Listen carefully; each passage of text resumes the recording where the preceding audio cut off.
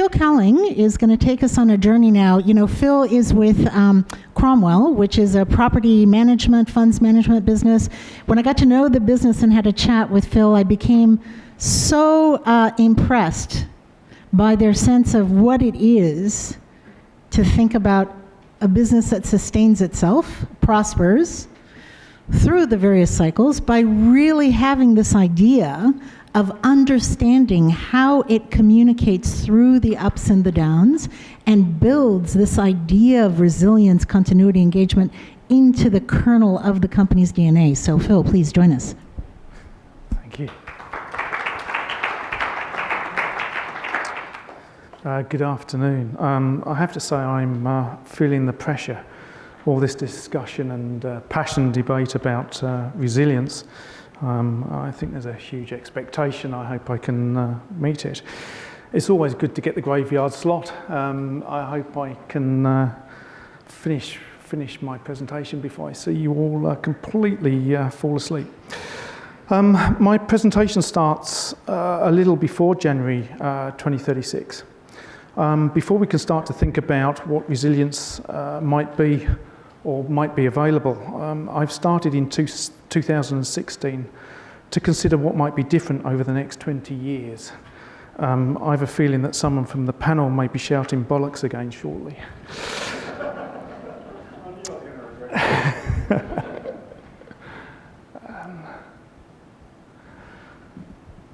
There are many aspects worth considering, but in the short time frame I've decided to concentrate on just 6. Regulations. So building regulations, undoubtedly they will continue to change, but one only has to look at the construction that has occurred in flood-prone areas in Brisbane, and then to consider, were these buildings designed to the standards of the day, or to withstand the predicted increasing extremities of weather in the future? I think the answer is relatively self-evident. Changes in regulations and building standards are typically slow to be introduced. They are retrospective responses to events rather than preemptive changes to make a better future. Regulations may ultimately have an impact on new developments, but the benefits are questionable as to how they will influence existing buildings and infrastructure and address the existing current weaknesses in buildings and vulnerabilities. Technology undoubtedly will have a massive influence, but will this add to the problem or be our salvation? I'll touch on that in a minute. So what of infrastructure? Well, the city is destined to change, and history has shown that the causes of flood events have been different and not as predictable as some might have hoped.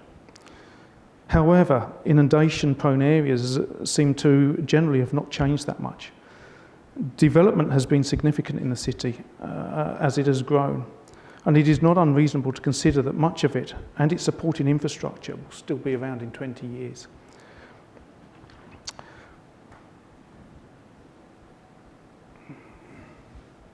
So what of our buildings? Well, according to the PCA Office Market Report of 2015, commercial office stock in Australia equates to nearly 25 million square metres and has an average age of 27 years, with 80% of buildings being just over 10 years, between 10 and 27.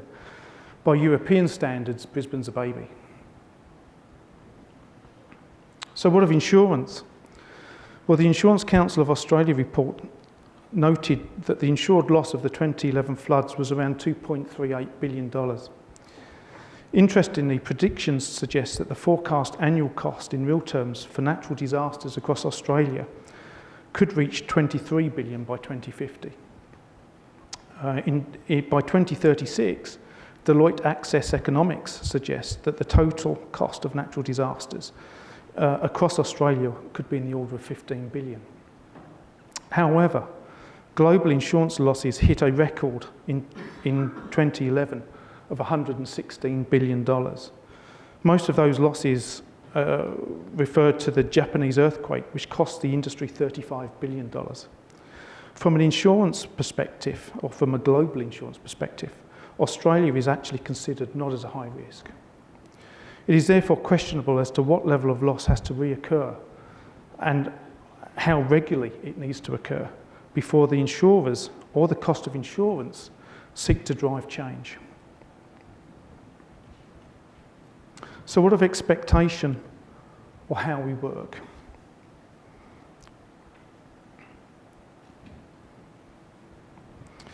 Well, in terms of commercial business, buildings are typically leased. If they're owned, investment is not typically linked to improving resilience. It's about fitness for purpose. It's about the best economic price to meet minimum standards of the building code. Commercial and industry property is typically built by developers to sell to large property owners, to rent to tenants for competitive market cost. Making a case to invest more in improving resilience is difficult when competing against the cheapest alternative offer, especially when the risk of flooding is not understood, as Mark alluded to earlier in the day. It has no value. The total loss to Queensland from the 2011 floods was estimated at $16 billion. A significant proportion of this was split between business and the state government. Perhaps there is a real driver for business to understand that loss and drive change. However, statistically, most businesses that suffer a major loss event fail within the months following. If this is the case, then perhaps the issue is that those most likely to be advocates for change will not be around in the future. So my conclusion is that the majority of our new buildings and the mid-age buildings and many of the old, as well as a lot of our infrastructure, will still be around in 20 years' time, and it will still display the same vulnerabilities.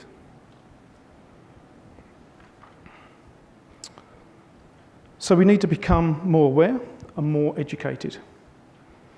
Those organisations and communities that can quickly manage a return to business as normal will be the survivors and the winners of a major event.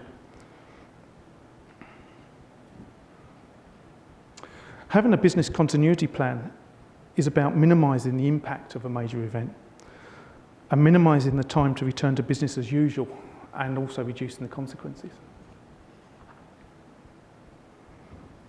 Cromwell's a major property owner and a manager, and we've been applying and considering risk and resilience at all levels of our business for a few years now.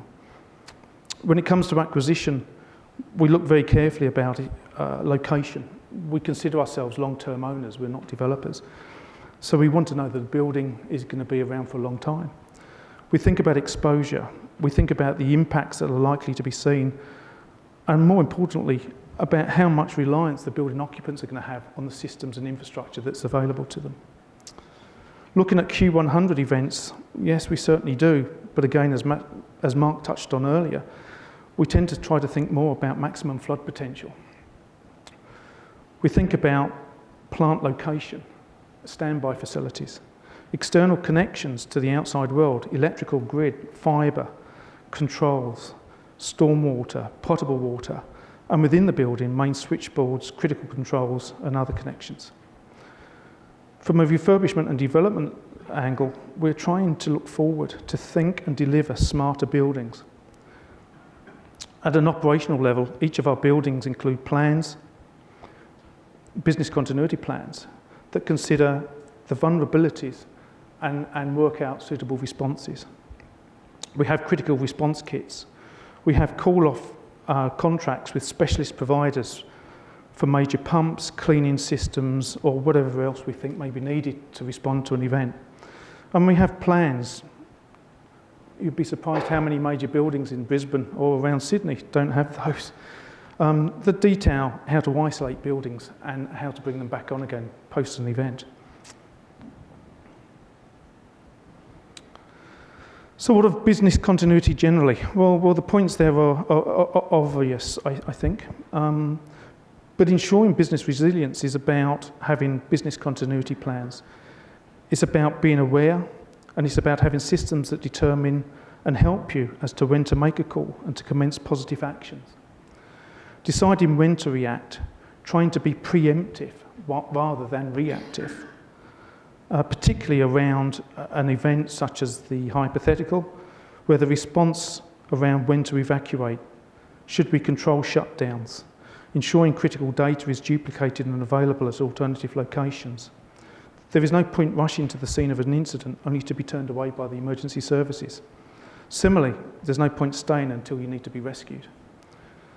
On January the 11th, 2011, in the certainty that our head office was to be affected, and one of our major buildings and tenants were almost definitely going to be affected, we evacuated our head office early in the morning, trying to ensure the safety of our staff. We relocated our key management team, we initiated our business continuity plan, and we implemented a controlled shutdown of the major building, which happened to be Energex's headquarters. We undertook an isolation of the major building systems and the tenant systems, and we placed on standby major pump contractors, cleaning contractors, and organised electricians from Sydney with appropriate electrical spares ready to fly down following the peak flood event that was predicted the following day. Why did we do that and how did we do it? Well, because we understood the property's vulnerability and we understood the business's criticality. There's been talk about standby power during the course of the day. Typically, standby generators are designed to run for 4 to 12 hours. How do you get fuel when access to fuel deliveries may not be possible for 4 to 5 days? More importantly, how do you get to fill the tank when it's empty, when the fuel fill point is typically in the street and likely to be underwater? If you do operate it, well, what do you do with your systems? Do you leave the building when you're evacuated and let them run to failure? Or do you determine to manage an early isolation and closure? A key issue when it comes to servers, IT and technology. What of the switchgear and main transformers, typically located at street level or in basements in many buildings? They're in vulnerable areas. And what of the cable pits and access ducts that are required to feed them? Many buildings were flooded by backflow from stormwater simply because these things just leak. And what of microgrids and inverters? I heard today how we may well be able to rely on solar power and microgrids to be self-sufficient. Well, I don't know where your inverter is for your solar power, but mine's on the wall next to the meter, just about the same point as the water would be in a flood-prone zone. And how do you export to a grid that's not there? What about lifts and controllers? If you manage to have a building that's able to survive and continue to have power and still is able to get potable water, when the water floods basements of high-rise multi-office buildings or tenanted apartments, then you're not getting anywhere. If it's damaged, the rest of the building may be okay, but no one's going to rise 35 floors to their single apartment or come down. And what of submersible pumps?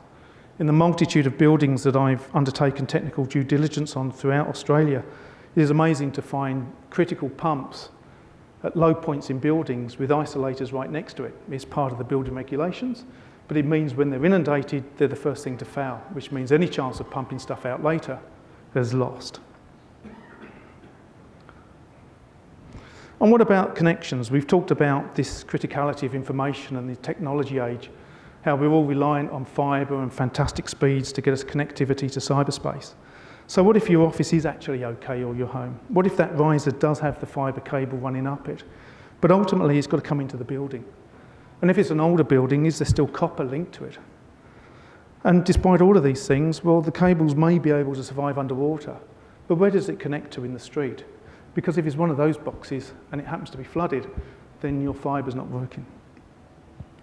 And if you are able to resolve all of these building issues, then one further risk remains.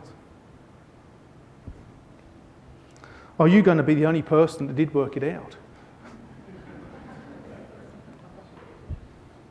So what about your supply chain? What about your support chain? What about your employees? What about a communication chain? And more importantly, how do you get reassurance to your stakeholders, investors, and the market? So next time you may be safe, but who's coming to help? How are your staff going to get home? How are your suppliers going to get to you?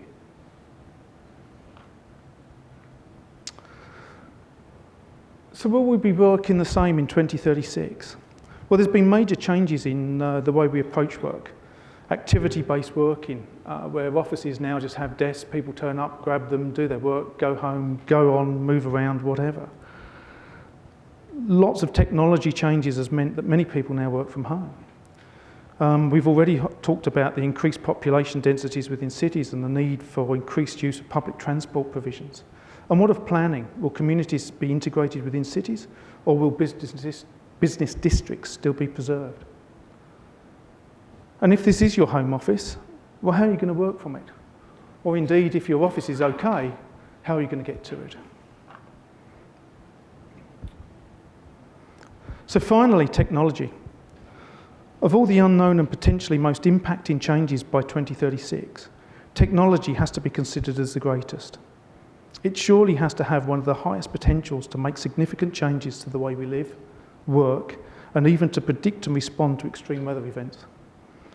It will help integrate buildings with users and with the local micro and macro environments, as well as within communities. The greatest changes will be how we work and where we can choose to work. But in the context of the flood scenario, it adds one further perspective. Is a resilient business more or less vulnerable in 2036? Global competitiveness of markets, offshoring suppliers, support, IT, cloud computing will all add to diversification. But they also increase the need for greater, far wider consideration of how these technologies and reliance on them may be affected.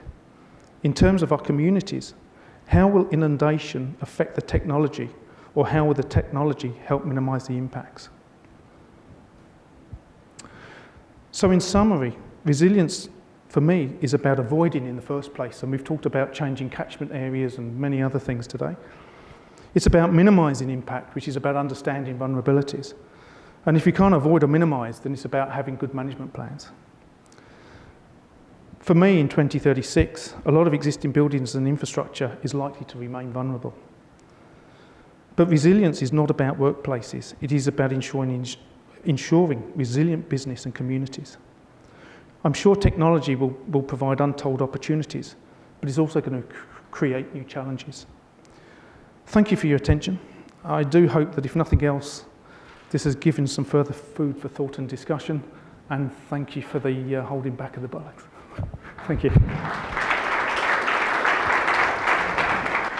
Thank you so much, Phil. That is fantastic. You know, it's an interesting reflection that I guess for a few years in Queensland we weren't allowed to talk about climate change. Just couldn't use the words. But while that was happening, companies like Cromwell, Stockland, Lendlease, Leighton's gradually have become among the global leaders in adaptation and resilience. So Stockland has unleashed since 2013 a systematic retrofitting program for all of their commercial properties, shopping centers, retirement villages, big office buildings.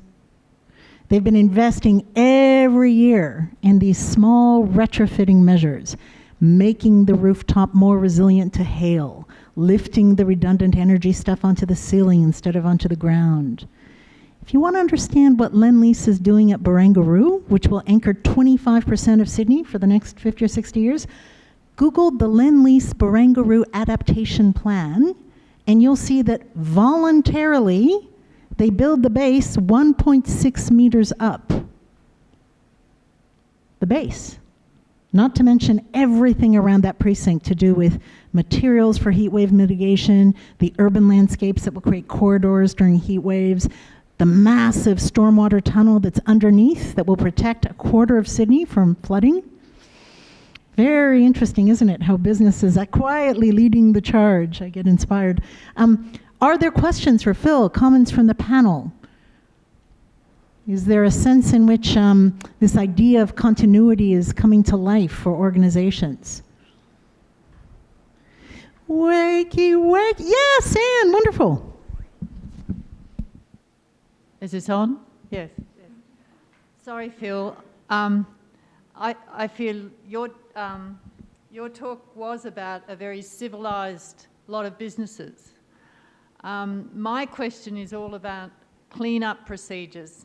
I think it's great to have a business continuity plan, and when you're in a very clean business like an office, it's not too hard to clean up. But when you're on the ground floor of a panel beating area, and there's lots of panel beaters all around you, and the mud is 6 feet thick outside, I'd like someone to be talking about clean-up procedures, because after 2011, what happened in our area in Rocklea, the fire brigade came in, sent oceans and volumes of mud down towards Tony's Moreton Bay. There was no suggestion of putting barriers down. They did get Trans-Pacific in to suck some of the drains out, but as I was talking to Absorb, it's a local clean-up area, they said, oh, it's funny that you're talking about bunds and barriers, and Gold Coast have just ordered a whole lot. So forgive me, I have not followed this up with BCC. I've tried to ask different people, but I don't know what the procedures will be for the next flood. And I'd love it if someone could tell me, because I want to hear about better clean-up procedures. So I'm using your talk. I don't mean anything offensive to you. I just imagined you in a nice clean office with lots of computers. Well, but all my neighbours are not nice and clean with lots of computers. Look, if I could answer that, the Energex headquarters building is part of state critical infrastructure, and it's a particularly nice and clean building.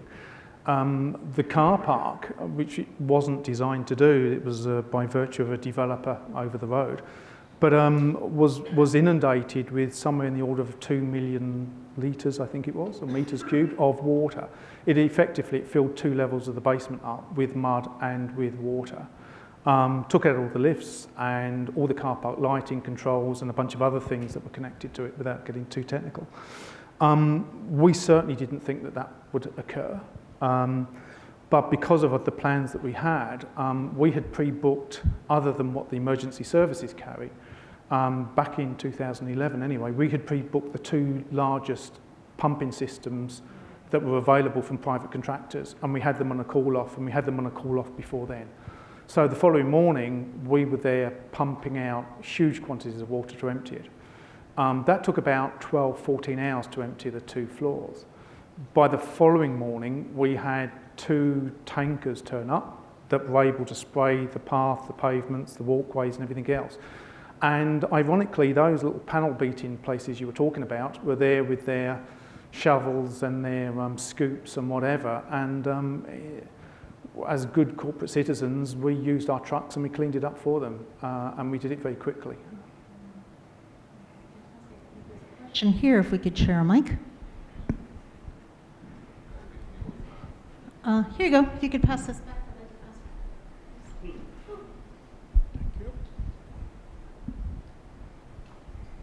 Thank you. John Bates from the Australian Institute for Disaster Resilience. The story that we've heard is an interesting one, but it does assume and talks about an institute or a building in isolation. And to share an example that came from a secondary school, they had a brilliant plan. The plan worked really well until they had to put it into action. The parents came to the school. The primary school said, you've got a good plan, and they all went to there. And so I haven't heard a lot today about what happens around the flood. We've got the Brisbane River, and we're talking a lot about the Brisbane River and everything that's there. But stuff is happening outside of that. Depends on the size of the event, depends on what schools are being closed, depends on what hospitals are being evacuated. The two big pumps, well, actually a hospital would probably take them. The government would say those pumps are gone. And so there's what you can do as a single building or a single organisation, but the resilience comes from how it all fits together. So help us to understand, what are the ingredients of a functioning system alongside the river, everything else? The ingredients? Look, it's about conversation and discussion. What we're doing today is having those conversations and actually starting to understand how each of the bits fit together. I'm sitting next to a guy who understands dams and how dams work and all those sorts of things. And some things happen easily, and you change something and something else changes. It's really, the conversation for us, because the events we're starting to see, they're different, they're more intense. And what we learnt from the last one is just where we start learning about the next one. And so we really need to have those conversations, so as much as we can, our leadership has the command and control under control, so to speak, but is able to iterate and think and project forward based on really an ambiguous environment that we don't quite understand, and in reality we'll probably never understand until we look back. Back to the collaboration agenda. I think this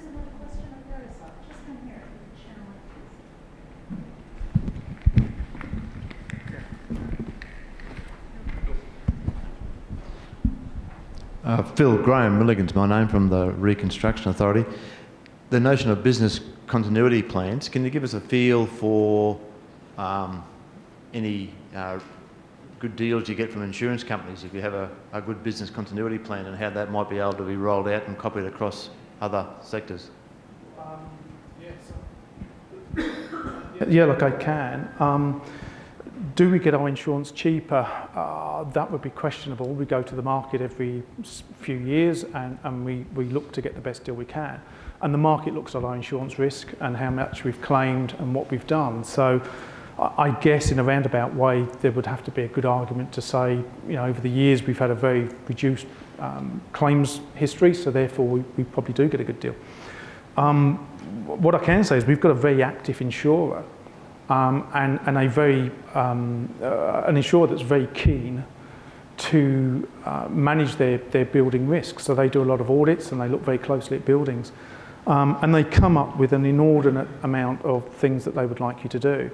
I think we are the only organisation in Australia, without wanting to bang a corporate drum, but we're the only organisation in Australia, I think, where the insurer actually came up with the concept of giving an award, because they actually wanted to award our facilities managers because they actually took all their ideas on board, and wherever we could, we implemented them.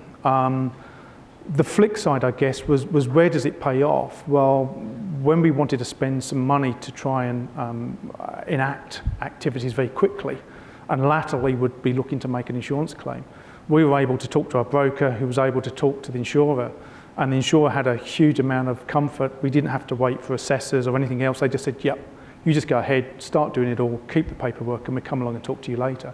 So we were able to move rapidly because there was trust. An anecdotal question, though, or an anecdotal issue, which I talked to other people about, was, again, the irony was we have very complicated lifts in one of the buildings, and they were affected. And in looking at it, we said, well, this is really silly. When we put all this stuff back, why don't we put this somewhere that's better, that if ever this sort of event occurs again, it won't be in the way. So we went to the insurers and said, look, actually, we want to change it. There's not much difference in price, and we'd be happy to actually pay the difference to get the benefit. And the insurer just said, no, you're insured, I will recover you, I will pay the contractor to put it back, and it gets put back where it is. And we sort of banged our heads and went, this is crazy. And latterly they sort of said, yeah, it is a bit, but that's how that policy works. And I think it came up earlier today about, you know, learning from mistakes and trying to do things better and differently. I think there's a really good example.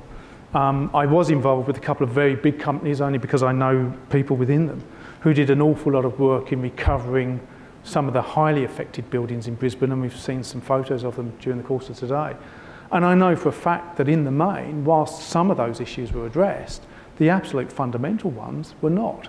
And so if there was a problem tomorrow, it wouldn't be the second time it's occurred, it would be the third. And that's just stupid. So it's a good question, and